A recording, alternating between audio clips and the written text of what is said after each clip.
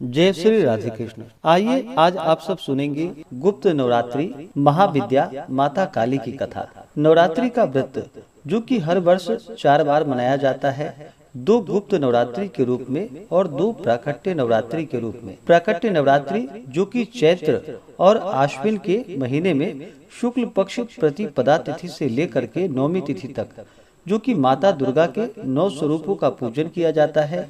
वहीं पे गुप्त नवरात्रि के व्रत में जो कि आषाढ़ के महीने में और माघ के महीने में शुक्ल पक्ष प्रतिपदा तिथि से लेकर के नौमी तिथि तक माता 10 महाविद्याओं का पूजन किया जाता है। जो भी भक्त सच्ची श्रद्धा के साथ, नियम और निष्ठा के साथ गुप्त नवरात्रि का व्रत करते हैं, उनके सभी प्रकार के दुख और कष्ट दूर हो जाते हैं तथा माता महाविद्या की कृपा से सभी प्रकार के सुख और समृद्धि की प्राप्ति होती है। गुप्त नवरात्रि के पहले दिन जो कि माता महाकाली का पूजन किया जाता है। 10 महाविद्याओं में माता काली जो कि प्रथम रूप है। माता काली जी का स्वरूप अत्यंत विकराल, अभयकारी और मंगलकारी है। माता काली का ये स्वरूप असुरों का नाश करने वाला है। यदि कोई व्यक्ति गुप्त नवरात्रि के दौरान माता काली की पूजा करते हैं तो उनके ऊपर सामने आई आसुरी शक्तियों का कोई असर नहीं होता। माता काली की पूजा करने वाले व्यक्तियों को रूप, यश, जय की प्राप्ति होती है। समस्त सांसारिक बाधाएं खत्म हो जाती है। माता काली ने चंड मुंड का संहार किया था, इसलिए इन्हें चामुंडा के नाम से भी जाना जाता है। माता काली अपने गले में मुंडमाला धारण करती हैं। उनके एक हाथ में खड्ग, दूसरे हाथ में त्रिशूल और तीसरे हाथ में कटा हुआ सिर होता है। माता दुर्गा ने रक्तबीज नाम के असुर का वध करने के लिए काली का अवतार धारण किया था। 10 महाविद्याओं में माँ काली प्रथम देवी हैं। गुप्त नवरात्रि में प्रथम दिन माँ काली की आराधना की जाती है। जो लोग तंत्र शक्तियाँ प्राप्त करना चाहते हैं, उन्हें गुप्त नवरात्रि के पहले दिन विशेष रूप से माता काली की पूजा करनी चाहिए। इसके अलावा माता काली की आराधना करने से सभी प्रकार की तंत्र बाधाओं से छुटकारा प्राप्त होता है। जो लोग अपने शत्रुओं से बहुत परेशान होते हैं और उन्हें गुप्त नवरात्रि में माता काली की आराधना अवश्य ही करनी चाहिए। ऐसा करने से शत्रु से मुक्ति मिलती है। माता काली की पूजा करने से अकाल मृत्यु का भय नहीं होता। गुप्त नवरात्रि में 2 तरीकों से माता काली की पूजा की जाती है। जो लोग तांत्रिक विद्या हासिल करना चाहते हैं, वह लोग इस दिन माता काली की तंत्र विद्या द्वारा उपासना करते हैं और कुछ लोग गुप्त नवरात्रि के प्रथम दिन सामान्य तरीकों से माता काली की आराधना करते हैं, जिससे उनके जीवन के सभी प्रकार के संकट दूर हो जाते हैं। तो आइए सुनते हैं माता काली से जुड़ी हुई पौराणिक कथा। तो बोलिए प्रेम से माता काली की जय।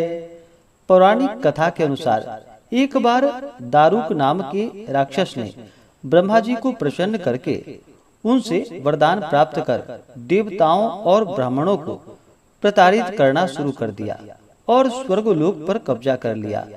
जिसके बाद सभी देवता भगवान विष्णु और ब्रह्मा जी के पास गए। ब्रह्मा जी ने सभी देवताओं को बताया कि इस दुष्ट का संहार एक स्त्री ही कर सकती है। जिसके बाद सभी देवता भगवान शिव के पास गए और उन्होंने भगवान शिव को सभी बात बतलाई। जिसके बाद भगवान शिव ने माता पार्वती की ओर देखा। माता पार्वती इस पर मुस्कुराई और अपना एक अंश भगवान शिव में प्रवाहित कर दिया। जिसके बाद भगवान शिव के कंठ से उस अंश ने अपना आकार धारण किया। जिसके बाद भगवान शिव ने अपना तीसरा नेत्र खोल दिया। उनके इस नेत्र से विकराल रूप वाली माँ काली उत्पन्न हुई।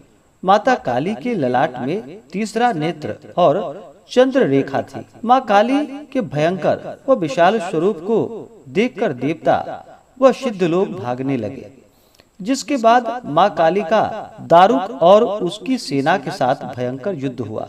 माता काली ने सभी का वध कर दिया, लेकिन माँ काली का क्रोध शांत नहीं हुआ और माता काली के इस क्रोध से संसार भी जलने लगा। जिसके बाद भगवान शिव ने एक बालक का रूप धारण किया और शमशान में लेटकर रोने लगे, जिसके बाद माँ काली उन्हें देखकर उन पर मोहित हो गई।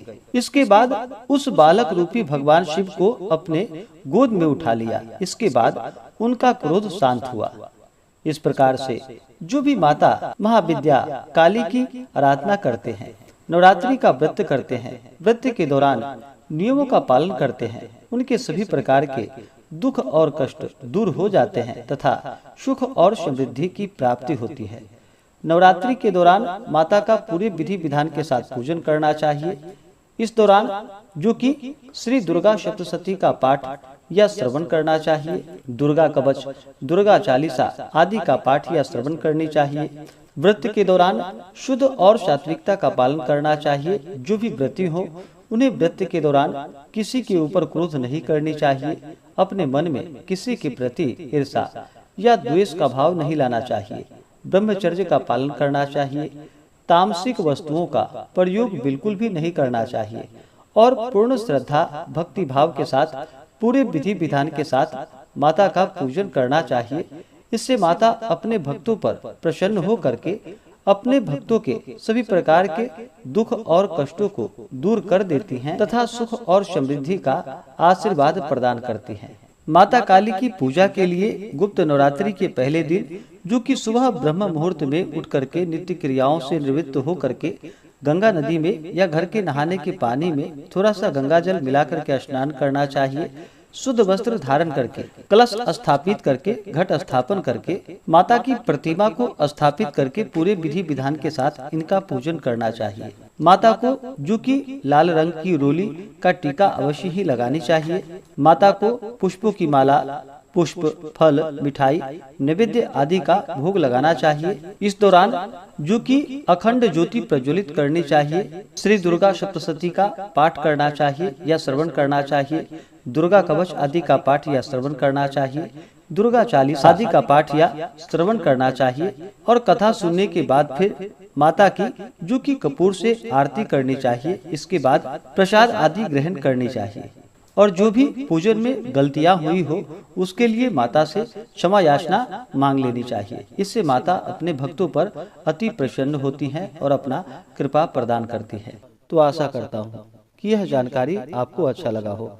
ऐसे ही ज्ञानवर्धक जानकारियाँ प्राप्त करते रहने के लिए चैनल पे अगर आप पहली बार आए हैं तो चैनल को लाल बटन दबा करके सब्सक्राइब करें, साथ में बेल आइकन घंटी को दबाएं ताकि आने वाली वीडियो का नोटिफिकेशन आपको समय से मिलता रहे।